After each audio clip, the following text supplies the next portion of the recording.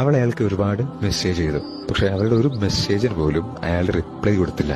ഓരോ തവണ മെസ്സേജ് അയക്കുമ്പോഴും അവൾ ഇല്ലാണ്ടായി പോവാണ്. കാരണം ഒരു മെസ്സേജിന് റിപ്ലൈ ഇല്ലാണ്ട് വരുന്ന സമയത്ത് അവളുടെ പ്രതീക്ഷകൾ ഇങ്ങനെ തെറ്റിക്കൊണ്ടിരിക്കുകയായിരുന്നു.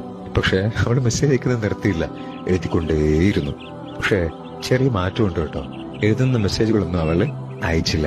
അവൾ അവളുടെ നോട്ട്സ് ആപ്പിൽ സേവ് ചെയ്ത് വെക്കാൻ തുടങ്ങി. കാരണം ഇനി അയാളെ കൊണ്ട് ഞാൻ വേദനിക്കാൻ പാടില്ല. കാരണം അയാളെ കൊണ്ട് ഞാൻ വേദനിച്ചാൽ അയാളെ ഞാൻ വെറുത്തു പോയാലോ എന്ന് വിചാരിച്ചിട്ട് അങ്ങനെ അവൾ ഇങ്ങനെ മെസ്സേജ് ചെയ്തു.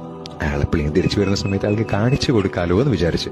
പക്ഷെ കുറച്ച് ദിവസം കഴിഞ്ഞപ്പോൾ അവളുടെ വേദന കുറയാൻ തുടങ്ങിയപ്പോൾ അവൾ മനസ്സിലാക്കി, അയാൾ എന്നോടൊപ്പം വരും, എന്നെ സ്നേഹിക്കും, എന്റെ കൂടെ ഉണ്ടാകും എന്ന എന്റെ എക്സ്പെക്ടേഷനാണ് എന്നെ വേദനിപ്പിച്ചതെന്ന്.